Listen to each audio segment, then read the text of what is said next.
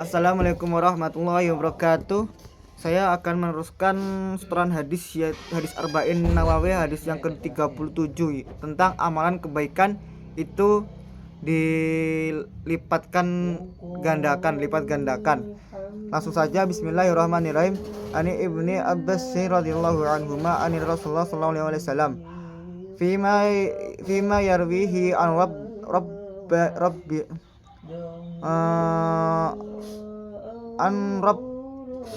an rabbihi tabaraka wa ta'ala anna qala innallaha kataballaha hasanati wasayyiati thumma bayyana dhalik faman hamma bihasanin falam ya'malha kataballahu indahu hasanatan kamilatan wa in hamma biha fa'amilaha kataballahu indahu asra hasanata illa sab'i ma'atin dif'in illa ad'afin kathiratin wa in hamma bisayyi'atin falam ya'malha kataballahu indahu hasanatan kamilatan wa inna hamma biha fa'amilaha kataballahu sayyi'atan wahidatan, rawahu Bukhari wa Muslim. Yang artinya dari Ibnu Abbas radhiyallahu an, dari Rasulullah SAW bersabda tentang sesuatu yang beliau diriwayatkan dari Rabbinya tabaraka wa ta'ala, sesungguhnya hanya Allah menetapkan adanya kebaikan dan kejelekan.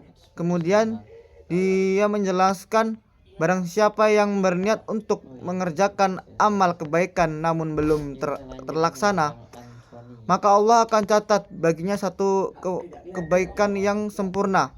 Dan jika dia berniat untuk kebaikan dan mengerjakan, maka Allah akan catat baginya dengan 10 kebaikan hingga 700 kali lipat, bahkan sampai berlipat-lipat banyaknya. Sebaliknya apabila dia berniat untuk mengerjakan amalan kejelekan namun belum terlaksana, maka Allah akan catat baginya satu kebaikan yang sempurna. Dan apabila dia berniat untuk kejelekan dan mengerjakan, maka Allah akan mencatat baginya satu kejelekan saja. Ini hadis diriwayatkan oleh Bukhari dan Muslim. Assalamualaikum warahmatullahi wabarakatuh. Saya akan melanjutkan setoran hadis Arba'in Nawawi, hadis yang ke-36 tentang balasan itu sejenis dengan amalan. Langsung saja, bismillahirrahmanirrahim. An Abi Hurairah radhiyallahu an qala Rasulullah sallallahu alaihi wasallam qala man nafasa an mu'mina kurbatan min kurabid dunya nafasallahu anhu kurbatan min kurabi yaumil qiyamah wa man yassara ala mu'assiru yassarallahu alaihi fid dunya wal akhirah wa man satara musliman satarahullahu fid dunya wal akhirah wallahu fi auni abdi ma kana al abdu fi auni akhirih wa man salaka tariqan saltamisu fihi ilma sahallahu lahu bihi tariqa ila jannah wa ma ijtama qaumu fi baitin minal buyutillah yadluna al-kitaba wa yatadarasullaha bainahum ila nazalat alaihimu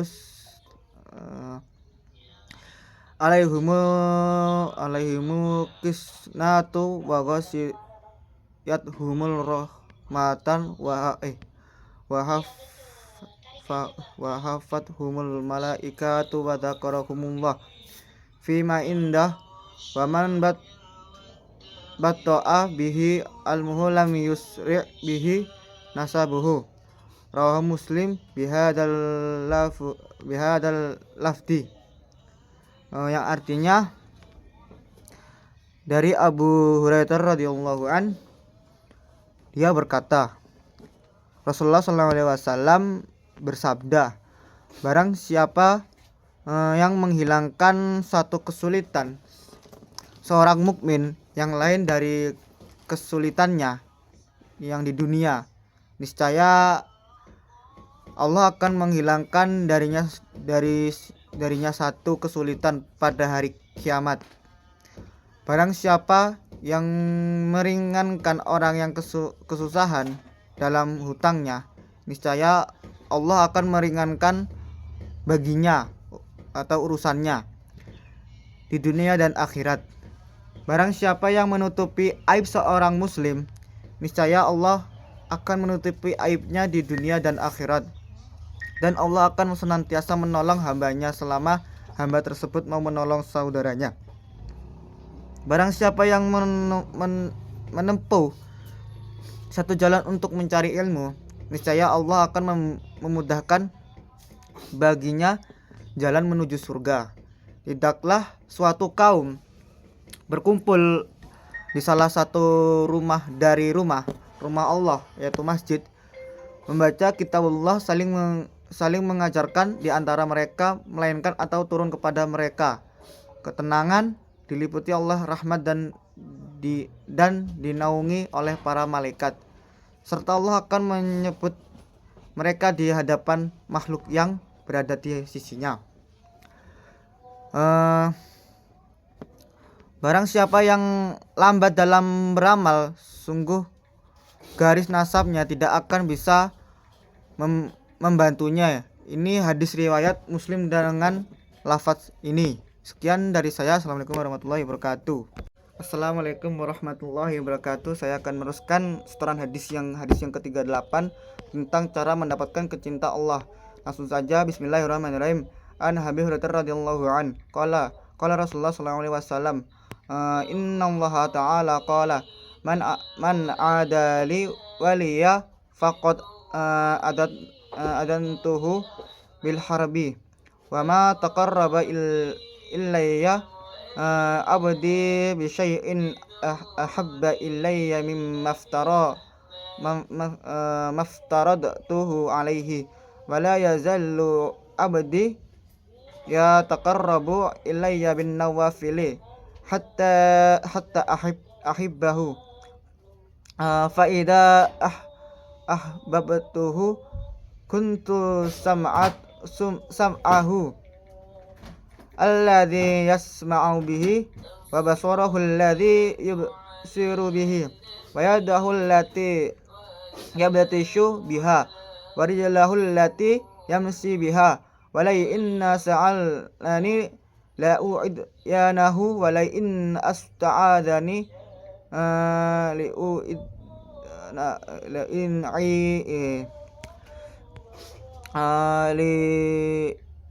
li'u'indadhanahu rahu Bukhari, yang artinya dari Abu Hurairah radhiyallahu an, dia berkata, Rasulullah sallallahu alaihi wasallam bersabda, sesungguhnya Allah berfirman, barang siapa yang memusuhi waliku, maka aku akan menyatakan perang kepadanya.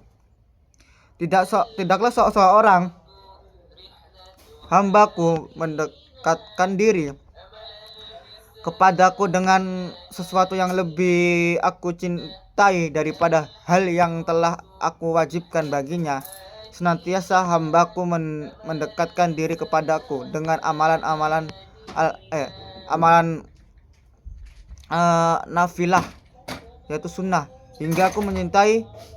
Ya, apabila aku telah mencintai, maka aku menjadi pendengarnya yang dia gunakan untuk mendengar.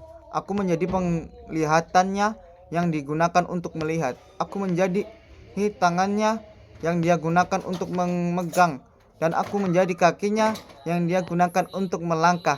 Jika dia meminta kepadaku, pasti aku memberinya, dan jika dia meminta perlindungan kepadaku, pasti aku akan melindunginya. Ini hadis riwayat Al-Bukhari. Sekian dari saya. Assalamualaikum warahmatullahi wabarakatuh.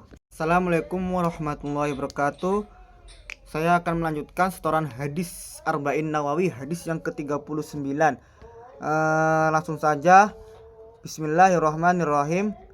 An Ibni Abbas radhiyallahu anhuma anna Rasulullah sallallahu alaihi wasallam qala innallaha tajawaza li an ummatil khata'u wa nisyana wa mastukrihum alaihi. Hadithu hasanu rahu Ibnu Majahi wa bainaha haqiya wa ghairuha. Yang artinya dari Ibnu Abbas radhiyallahu anhuma bahwa Rasulullah SAW bersabda, sesungguhnya hanya Allah membiarkan mengampuni kesalahan dari umatku akibat kekeliruan dan lupa serta keterpaksaan. Hadis Hasan ini diriwayatkan oleh Ibnu Majah dan Al-Baihaqi serta selain keduanya. Sekian dari saya. Assalamualaikum warahmatullahi wabarakatuh. Assalamualaikum warahmatullahi wabarakatuh. Saya akan menyetorkan hadis Arba'in Nawawi, hadis yang ke-40. Jadilah engkau di dunia ini seperti orang asing. Langsung saja, bismillahirrahmanirrahim. Ibnu Umar radhiyallahu anhuma qala akhadha Rasulullah sallallahu alaihi wasallam bin kibayya faqala kun fi dunya ka'annaka gharibu aw amira sabilin wa man kana ibnu Umar radhiyallahu an yaqulu idza amsayta fala tadiri sabaha wa idza asbahta fala tadiri tandihi masa'a wa khudh min sihatika lima rodika wa min hayatika lima tika rawahu Bukhari.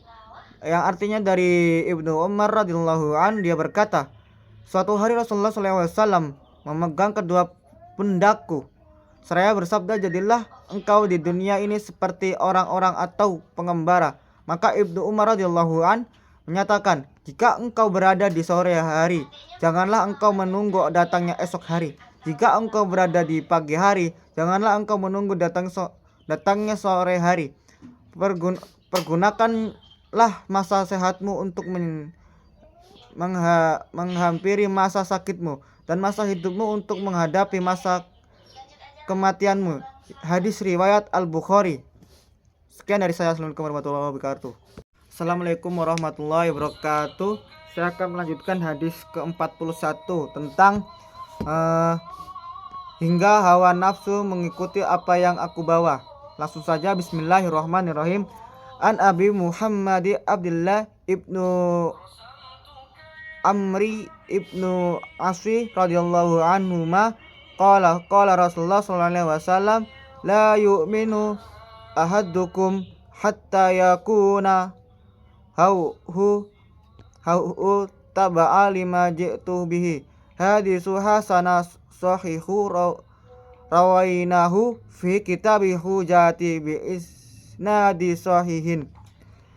Yang artinya dari Abu Muhammad Abdullah bin Amr bin Al-Asrad hiyallahu anhuma, dia berkata, Rasulullah SAW bersabda, tidaklah sempurna keimanan salah seorang di antara kalian hingga hawa nafsunya mau mengikuti apa yang aku bawa. Hadis Hasan as-Sahih. Kami telah meriwayatkan dari kitab Al-Hujjah dengan sanad sahihnya. Sekian dari saya. Assalamualaikum warahmatullahi wabarakatuh. Waalaikumsalam warahmatullahi wabarakatuh. Ya, saya kembali lagi dengan Anas Noval. Saya akan menyetorkan hadis terakhir Arba'in Nawawi, hadis yang ke-42 tentang Allah Maha Pengampun. Bismillahirrahmanirrahim. An-Nasi Ibnu Malik radhiyallahu an qala sami'tu Rasulullah sallallahu alaihi wasallam yaqulu qala Allah ta'ala qala Allah tabaraka wa ta'ala ya ibnu Adam innaka ma da'autani wa rajautani